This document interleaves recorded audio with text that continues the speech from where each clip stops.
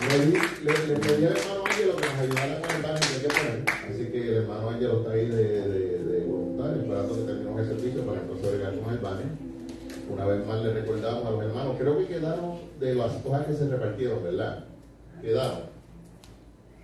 Sí. Pues sería bueno que los hermanos de la iglesia se lo lleven usted a su vecino, a un familiar, al que usted tenga. Mire, tengo un invitado, ¿usted sabe de dónde? Es de Carolina. Es de Carolina. Porque vine y estaba visitando la hija y le dije, pues mire, pues al próximo sábado le expliqué, pues mira, está bueno. Veremos al Señor, ¿verdad que sí? Que ellos vengan, así que usted ponga esta actividad del Departamento de Misiones en oración para que el Señor, ¿verdad? Siempre les he dicho en los últimos 14 años que toda actividad que la iglesia Puerta del Refugio celebre debe ser una actividad misionera. ¿Amén? Así que donde está el cuerpo de Cristo, allí se están haciendo misiones, ¿verdad? Una sonrisa que usted dé, un saludo que usted dé, un vasito de café que le lleve a alguien que lo necesita, un poquito de agua que usted le lleve a alguien que tenga sed, usted está allí haciendo una obra evangelística. Amén. Quiero invitarle que pueda estar sobre sus pies una vez más. Le damos las gracias a Luis Ríos Sala, que está con nosotros. Luis, levante su mano allá donde usted está. Qué bueno. Como dice la iglesia, Luis, una vez más. Bienvenido a la casa del Señor. Amén. Qué bueno, ¿verdad que sí? Que todas las veces que se le haga posible que esté siempre con nosotros. Ya a Radna la presentaron. Y damos gracias al Señor, ¿verdad? Porque por segunda ocasión está en medio de nosotros. Vaya buscando el libro de Juan capítulo 4. Juan capítulo 4, vamos a estar leyendo el versículo 13, 14 y brincamos al 28. 13, 14, brincamos al 28. Juan 4, versículo 13, 14 y posteriormente leemos el versículo 28. Señor Jesús, Padre nuestro que estás en los cielos, delante de tu presencia estamos en acción de gracias, porque somos más que privilegiados, porque nos permite estar en tu casa, lugar de encuentro, lugar de adoración, donde podemos libremente abrir nuestra boca para alabar y glorificar tu santo y bendito nombre. Gracias por cada hermano, por cada amigo aquí presente. Pedimos que bendigas a aquel que está viendo la transmisión, a aquel que la verá grabada, Señor Jesús, que reciba tu bendición. En tu nombre damos gracias, Jesús. Amén. ¿Lo tenemos, hermano? Juan 4, 13 al 14 lee. Respondiendo Jesús y le dijo: cualquiera que bebiere de esta agua volverá a tener sed. Mas el que bebiere del agua que yo le daré no tendrá sed jamás, sino que el agua que yo le daré será en él fuente de agua que salte para vida eterna. Y el 28 dice: entonces la mujer dejó su cántaro y fue a la ciudad y dijo a los hombres: venid, ved a un hombre que me ha dicho todo cuanto he hecho. ¿No será este el Cristo? Puede tomar asiento, hermanos. Mire, cuando nosotros analizamos el capítulo 4 de Juan, uno de los capítulos donde cierra la primera mujer que realizó una obra evangelística, fue la primera cruzada antes de Jesús ir a la cruz. Miren cosa interesante, fue la primera cruzada antes de Jesús ir a la cruz. Esta mujer tuvo esa cruzada. Y es interesante cuando usted analiza el capítulo 3 de Juan y lo compara con el capítulo 4 de Juan. Usted va a ver en el capítulo 3 una persona religiosa, una persona conocedora de la ley, una persona que pertenece al Sanedrín y no podía entender las profundidades espirituales que Jesús le estaba diciendo, que Jesús le estaba explicando. En cambio, una mujer, escúcheme, una mujer que tenía prejuicio, tenía confusiones en la adoración y falta de un encuentro, pudo entender el mensaje de Jesús. Mire, me gustaría poder compartir con usted ciertos datos interesantes y relevantes para que usted pueda entender la importancia que tuvo este lugar donde Jesús le fue necesario pasar por allí. Un lugar donde se supone que Jesús no estuviera, un lugar donde se supone que Jesús no pasara. Dice claramente la porción bíblica que a Jesús le era necesario pasar por aquel lugar. Mire, ese lugar es conocido como Siquén, Hoy en día los árabes le tienen otro nombre, pero en los escritos que usted va allí en el Antiguo Testamento, va a ver que se le llamaba Siquem. Y Siquem fue tan importante que fue de las primeras tierras que cuando Abraham salió de Ur de los Caldeos en obediencia a Dios, que tuvo una parada repentina en Harán. Y en la historia Harán y Parán es muy interesante lo que allí ocurre, pero ciertamente él continúa su marcha hacia llegar al lugar donde Dios le había dicho que fuera, lugar que no sabía dónde iba. Y uno de los primeros sitios donde él se detuvo fue precisamente en Siquem. Y Siquem fue uno de estos primeros sitios que Abraham se detuvo allí y él pudo pastar con los rebaños que llevaba, pudo estar allí con gran parte de las personas que le acompañaban. Y posteriormente él continuó su viaje. Todos sabemos que llegó hasta Egipto, después volvió y habitó en aquellas tierras que aunque no le pertenecían, tenían la promesa de Dios que le pertenecían.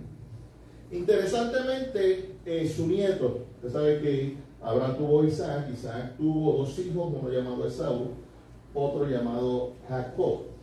Dentro de ellos había dos naciones que estaban en una lucha férrea, al punto de que cuando ambos hijos nacen, el hijo, se supone que en la cultura hebrea y en el viejo mundo, siempre los primeros hijos eran los que heredaban los bienes de los padres, eran los que recibían la bendición. Para ellos las promesas que recibía el padre pasaban a los hijos y de los hijos a los hijos, pero siempre era al primer hijo que naciese. Algo parecido a lo que ocurre allá en Gran Bretaña, ¿verdad que sí? Donde usted ve que esta familia murió la reina, ahora el que fue el hijo mayor de ella es el que toma la posesión. Algo parecido a eso, lo digo para que usted pues lo pueda analizar. Todos conocemos esa historia y sabemos cómo Esaú engañó a su hermano. Yo pues cuando hablo en cuanto a esto, pues hay muchos puntos que hay que analizar, porque realmente él no engañó a su hermano. ¿Su hermano qué hizo? Vendió su primogenitura. Y la primogenitura, que para él no era nada, ¿usted sabe lo que encerraba? Las bendiciones. Y por eso, en un momento determinado, cuando Esaú va a reclamar lo que le correspondía, el padre le tiene que decir: lamentablemente, no sé, asumo que fue tu hermano el que llegó primero que tú, pero ya yo derramé la bendición sobre de él. Pero es que la bendición le correspondía a Jacob, no a Esaú, porque eso era parte de esa bendición. Y mire qué cosa, que el mismo padre, cuando se percata de lo que había pasado, le dice: mira, Jacob, yo te recomiendo, en palabras de capolerina, ¿verdad? Yo te recomiendo que tú claves la uña y salgas de esta tierra y te vayas para allá, para Arán, donde tu abuelo se paró por allá arriba, tu bisabuelo. Vete para esa tierra y trata de hacer algo por allá, a lo que las aguas acá bajan. ¿Sabe por qué? Porque Saúl, cuando se enteró de lo que había ocurrido, tuvo una determinación. Y era que él iba a terminar con la vida de su hermano, porque su hermano le había robado la primogenitura. Pasaron 20 años, te estoy haciendo una historia exageradamente larga, te la estoy resumiendo en pocas palabras. Pasaron 20 años y Jacob, cuando estuvo allí en la tierra de Harán, fue prosperado, también fue engañado. Pero de allí salió con su esposa, con sus hijos. Iban 11 de sus hijos con él, más todo el ganado que él había ganado, que Dios le había dado. E iban todas las personas que le servían. Era un pueblo grande. ¿Sabe usted cuál fue el primer lugar donde ellos se pararon? En Siquem, donde mismo Abraham había tenido la primera parada. Y aunque el relato bíblico en el Antiguo Testamento no nos habla de que allí él hincó un pozo, sí, cuando usted empieza a analizar a través de Juan capítulo 4, puede ver a través del relato histórico que la mujer hace, dice: esta tierra era de nuestro padre Abraham, el cual hincó este pozo en el cual tú estás sentado, que quieres beber agua, pero no tienes con qué sacarla, y me pides a mí, que soy samaritana, que te dé a ti, que eres judío, de beber. ¿Todavía usted no entiende el prejuicio? Que sigo el relato bíblico. Cuando ya el pueblo de Israel es constituido como un reino, hubo un profeta ahí que fue donde Jeroboam y le dijo, él tenía una capa nueva, rompió la capa en 12 pedazos, le dio 10 pedazos a Jeroboam, le dio 2 a Roboam y le dijo, el reino ha sido dividido. Y de ahí es donde nacen los samaritanos. Le explico por qué. Esas 10 tribus que fueron los que sufrieron la primera invasión de los asirios, ellos fueron desterrados, sigan el relato, fueron desterrados de esta tierra. La tierra que Dios le había prometido, escuchen lo que le estoy diciendo, las promesas que Dios le había dado desde sus padres, desde los patriarcas, que se le había dado en posesión, ellos por haber sido, tenerlas en poco y por haber desobedecido a Dios, las perdieron. Pero hay veces que nosotros perdemos bendiciones, no porque el diablo nos las arrebata, sino porque nosotros no las tenemos presentes. Las tenemos en poco. Después nos cuentan lágrimas, sufrimiento, ayes. No menosprecie lo que Dios ha hecho contigo, no menosprecie lo que Dios te ha dado, no menosprecie las promesas de Dios, porque las promesas de Dios son para el bien tuyo, para el bien de tus hijos, para el bien de tu matrimonio, para el bien de tu familia, para el bien de los que están alrededor tuyo. No las tengas en poco. Gloria a Dios. Cuando este pueblo es desterrado a través después que se divide el reino del norte y el reino del sur, los asirios llenaron toda esa tierra, no de los israelitas, la empezaron a llenar con personas que venían de otros pueblos, de otros sitios, y eran personas idólatras.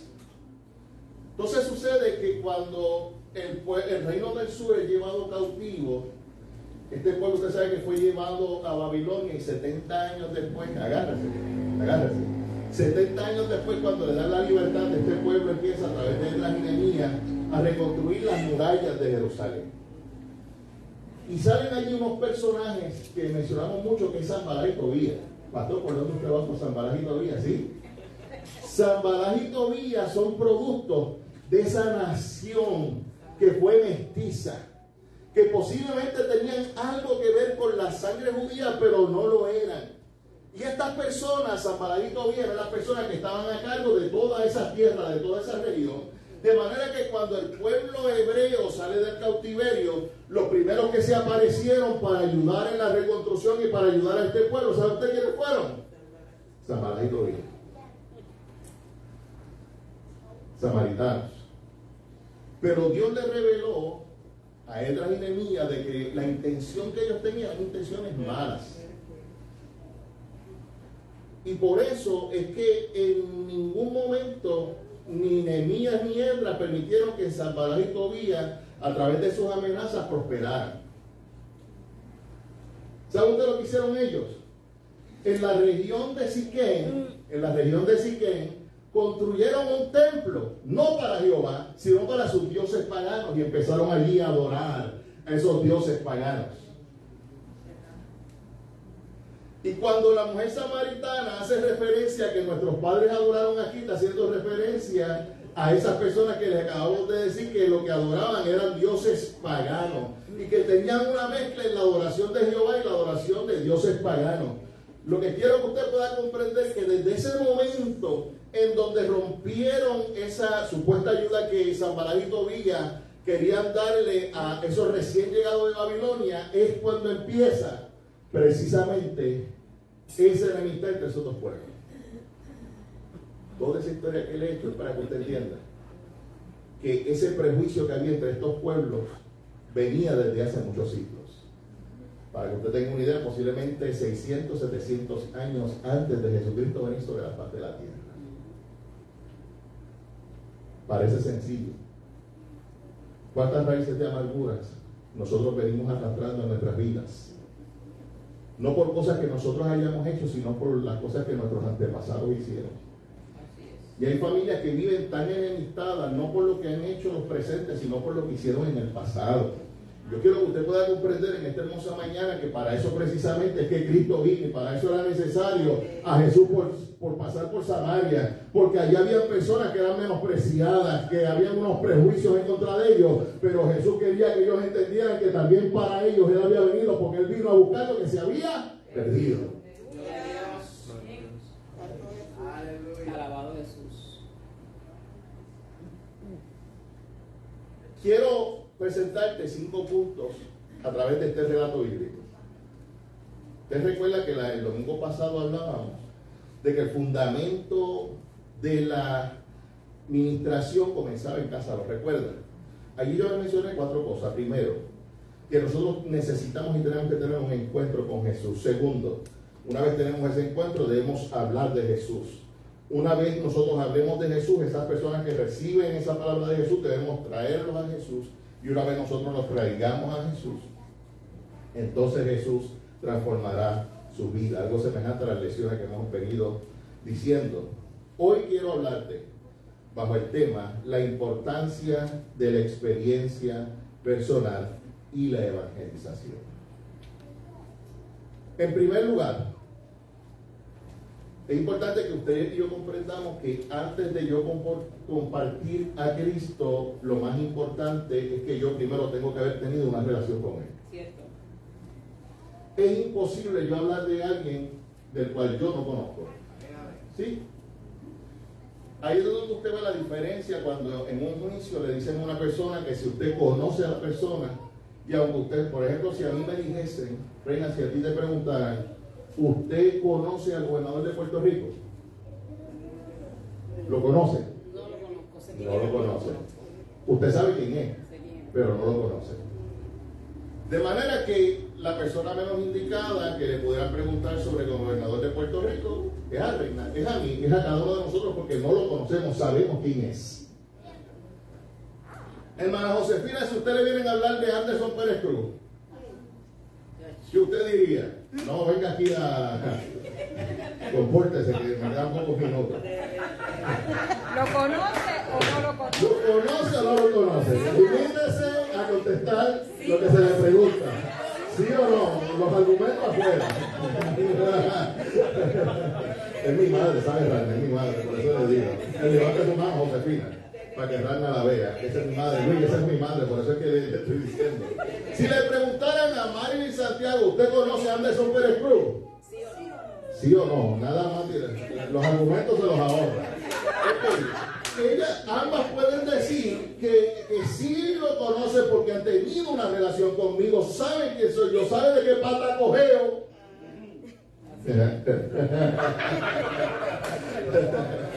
Me conoce. Fíjese cómo esta mujer centraba sus prejuicios en cosas que no conocía. Se dejaba llevar por lo que le contaron. Pero ¿por qué tú estás hablando conmigo si tú y yo no podemos hablar? Pero Jesús le era necesario pasar por aquel lugar. Y te tengo buenas noticias. También a Jesús le es necesario venir a este lugar para que tú puedas tener un encuentro con Él. ¿Cuántos adoran? Por eso en Juan 4:4 nosotros leemos que dice, Juan 4:4, y le era necesario pasar por Samaria.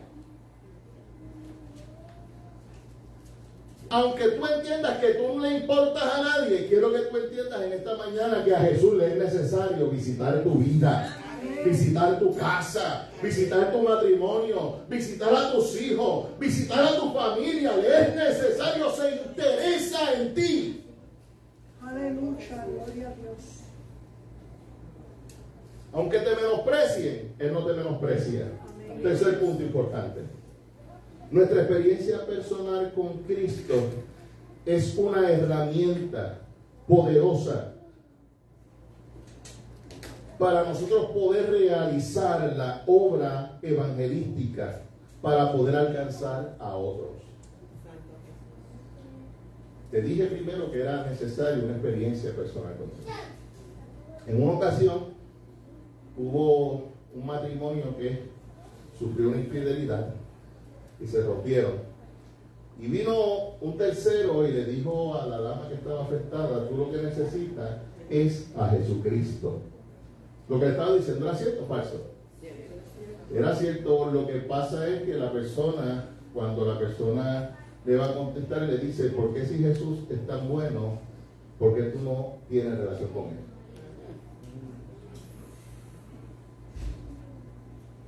¿Me recomiendas algo que tú no sigues?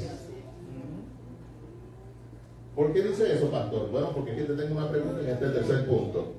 ¿Qué ocurre cuando sigo predicando, practicando el pecado y hablo de Cristo? Hello. Hello. Se oyen los coquillos. ¿Se escuchó? ¿Entiende usted lo importante de tener una experiencia con Cristo? Pero esa experiencia con Cristo nos debe de llevar a la transformación de nuestra vida. Miren lo interesante, Jesús llegó a mi vida no porque yo no era un pecador, Él llegó a mi vida porque yo era un pecador, porque lo necesitaba. Pero Jesús llega a mi vida porque entiende que yo necesito una transformación y un cambio. La mujer samaritana tenía que experimentar un cambio, una transformación, necesitaba salir de sus prejuicios. Gloria a Dios. Cuarto, tenemos que desprendernos de todo aquello que impide el que nosotros compartamos a Cristo. Tengo que desprendernos. Pastor, que usted dice, pastor, no se ponga aquí a predicar de esas cosas que predicaban antes, que esto no se puede hacer. No, yo no sé lo que tú tengas que desprenderte. Pero Jesús sabía que tenía que desprenderse de algo. Y cuando llegó al estanque allí en Siquén, al pozo de Jacob, ¿sabe usted de qué se desprendió Jesús? ¿Sabe usted de qué se desprendió? De sus 12 discípulos. Dice que él se quedó cansado. Estaba Jesús cansado, una demostración de que era humano, ¿verdad que sí? Estaba cansado, estaba allí solo, estaba en el pozo. Déjeme decirle un dato interesante. Lo que diferencia el pozo de Jacob de muchos de los pozos que hay en aquella región, ¿usted sabe qué es? Que el pozo de Jacob es exageradamente profundo. O sea, que tiene agua. Agua que desde aquel entonces hasta el día de hoy, por ahí usted va y hay agua. De hecho, hay un enorme edificio donde es el pozo y usted tiene que entrar por ese edificio para poder bajar hasta donde esté el pozo. Y todavía el día de hoy hay agua. Pero para usted poder extraer el agua necesita un envase bien larga la cuerda para usted sacar esa agua de ese lugar. Pero todavía está emanando el agua. Ahora, cuando Jesús se desprende de sus discípulos, entonces la escena está preparada para la evangelización. Hay veces que nosotros queremos ir a evangelizar y si no van 10 conmigo, yo no voy. Si Jesús se desprendió de los 12 que iban con él para poder evangelizar a una persona. Lo mismo ocurrió con el apóstol Pablo. Cuando el libro de Hechos, capítulo 16, versículo 3, me dice que él se encontró con Timoteo, quiso llevarse a Timoteo para que lo acompañara en las cruzadas de evangelización que él estaba haciendo. Y como Timoteo era griego, Timoteo no era circuncidado.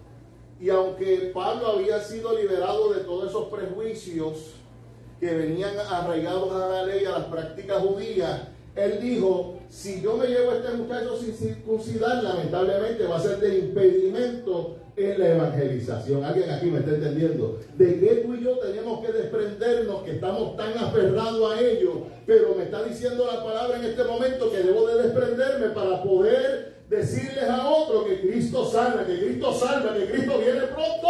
Gloria a Dios. Alabado a Jesús. Y que yo no quiero desprenderme de lo que me tengo que desprender para que Dios sea manifestado. Hello. Alabado a Jesús. Quinto punto. Si hubiera estado en mañana, yo hubiera dicho vengo cortometraje. Nótese que Jesús nos da un modelo de evangelización. En la mayoría de las ocasiones que Jesús fue a evangelizar a una o más personas, Jesús siempre le hablaba a las personas de las cosas que conocían. De las cosas que conocían. De nada me sirve a mí filosofarle y entrar en argumentos teológicos a la persona que no conoce a Dios, porque simple y sencillamente no lo va a entender. Fíjense que el encuentro de Jesús con esta mujer, Jesús lo primero que le habla es de algo que ella conoce. Tengo sed, dame agua. el agua será un elemento que la humanidad desconoce. Interesantemente, el agua que usted y yo hoy vemos lleva billones de años sobre la faz de la tierra. Se condensa, sube, las nubes se lo llevan a otro lado, cayó el agua allá y corrió por el río y volvió y subió. Es un ciclo, la misma agua.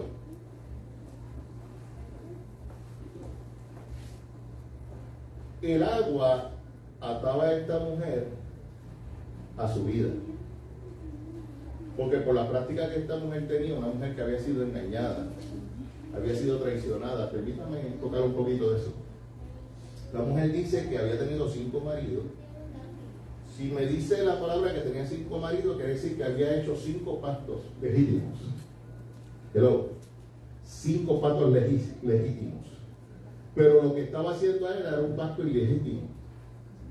Y con el que está ahora no es tu marido, está conviviendo. Sabes que eso no se puede hacer. Pero Jesús lo que quería despertar en esta mujer era, en primer lugar, que pudiera salir de sus prejuicios. Yo seré judío y tú serás samaritana, pero aquí ha llegado una persona para transformarte en esta hermosa tarde. Digo tarde porque era el mediodía ya. Y esta mujer, encerrada en esos prejuicios, empieza a hablarle de la adoración, que ya yo le expliqué, que era lo que ocurría en la adoración. Qué difícil es adorar lo que uno no sabe que adora. No puede haber pasión, no puede haber entrega. Cuando nosotros adoramos a Dios, lo hacemos con pasión y lo hacemos con entrega porque sabemos que Él es real, porque Él ha transformado nuestra vida, porque estamos agradecidos. Si usted lee el libro de Génesis, usted va a poder ver que Abraham edificó más de 6, 7 altares en cada lugar que Dios le hablaba, en cada lugar que Dios se le revelaba. Allí Abraham edificaba un altar. Que falta nos hace a nosotros edificar altares en todos los lugares donde Dios ha tenido un encuentro con nosotros. Gloria a Dios. Poderoso Dios. Alabado Jesús. Jesús comenzó por lo conocido para adentrar a lo desconocido. Esa agua que yo te estoy pidiendo no podrás saciar en este momento, pero el agua que yo te voy a dar, lo que estaba la hermana Emilia ahorita, ¿verdad? Dame del agua que salta para la vida eterna, del agua que le diste a la mujer samaritana, ¿verdad? Pero ahorita lo cantábamos. Ella no sabía que iba a predicar esto, ¿verdad? Usted no lo sabía, pero lo cantó. Y lo atraigo al mensaje. Esa agua que Jesús trae a la mujer samaritana es la misma agua que ha llegado a nuestras vidas, que nos refresca. Yo no sé si usted tenía una vida seca, no sé si usted tenía una vida vacía, pero una vez entra Jesucristo al corazón del hombre y de la mujer que le creen a Él, que escuchan su palabra, desde nuestro interior comienza a brotar esa agua que brotan para vida eterna, que sacian, que refrescan. Aleluya. Gloria a Jesús. Por eso es importante la experiencia personal con Él. Eso me ocurrió a mí, pero también te ocurre a ti. Y todo aquel que acepta a Jesucristo recibe de esa agua que salta para vida eterna. Y alivia la sequedad que hay en nuestros corazones y nos permite relacionarnos con nuestro Dios. Esa agua en el día de hoy sigue fluyendo. Amén. Y esa agua todavía el día de hoy está para refrescar las almas sedientas.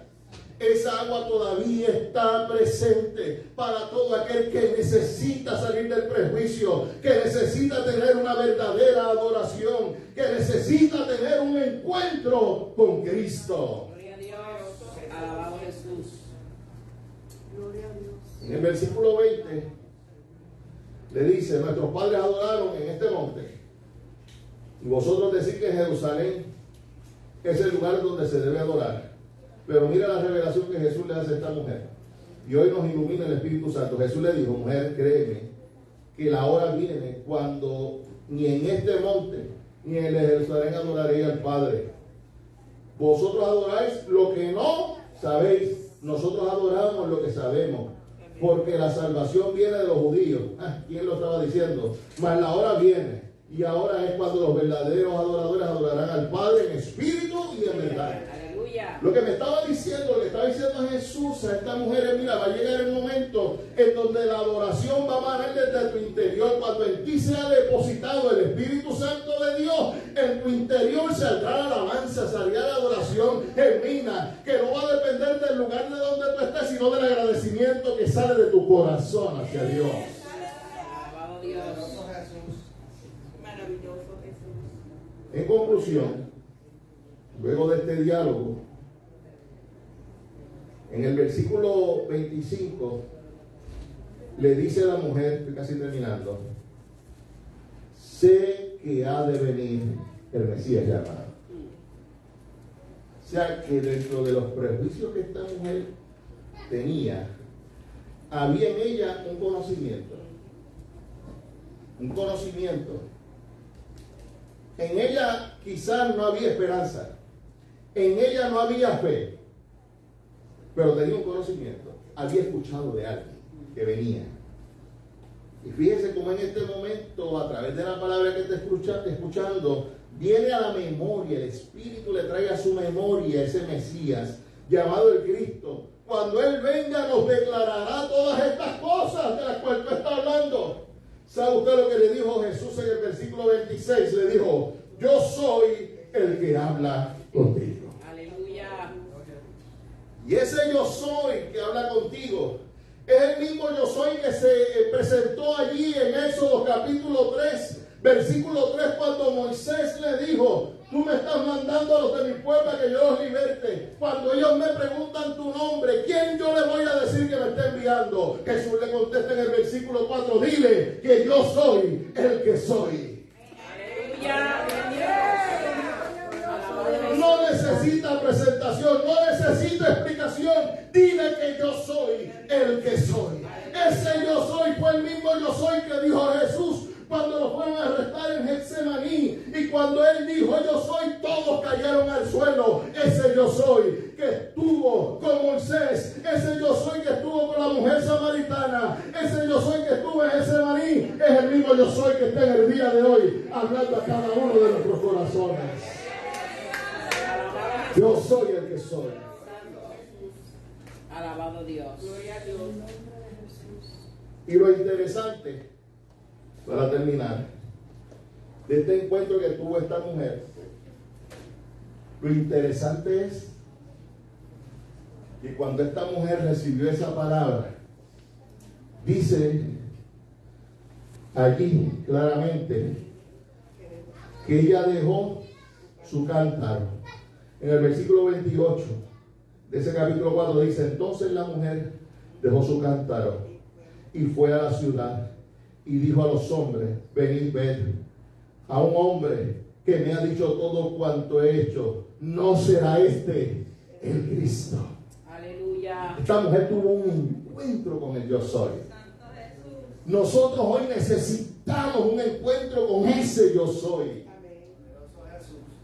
Y cuando ese yo soy entra a nuestra vida es transformada. Hay una esencia de vida, hay una esperanza de vida, no en el vacío, sino en el que me dice, yo soy el que soy. Yo soy el que habla contigo. Santo Jesús. Alabado Dios. Podremos escuchar muchas voces, podemos escuchar muchas predicaciones, pero lo importante es que nosotros aprendamos a escuchar al gran yo soy. Amén. Gracias Jesús. Al que vino, al que se fue y al que regresará por nosotros. ¿Cuántos lo esperan? Amén. Así que mi invitación para usted en esta hermosa mañana es a que si no ha tenido un encuentro, tuvo un encuentro y lo perdió, pueda volver a ese gran yo soy, porque a Él es necesario tener una relación contigo. Ven y salve.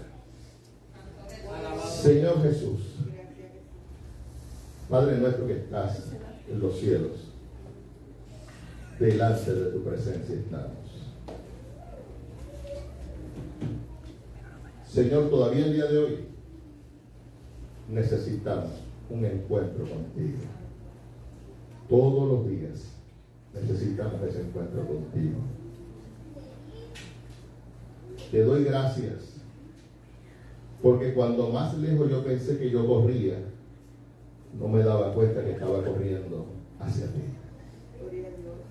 Y qué bueno, Señor Jesús, que tu palabra nos enseña que tú predicabas a multitudes, pero en esta ocasión, al igual que en el capítulo 3 de Juan, tú le hablaste a una persona.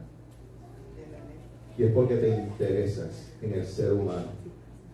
No te bastó solamente con despojarte y dejar el trono del Padre. No solamente bastó con venir a este lugar. Volviste a este punto de encuentro donde Abraham había estado, donde Jacob había estado. Ahora una vez más tú fuiste a ese lugar para rescatar a una vida. Gloria a Dios. Y por esa vida toda una comunidad vino a tus pies.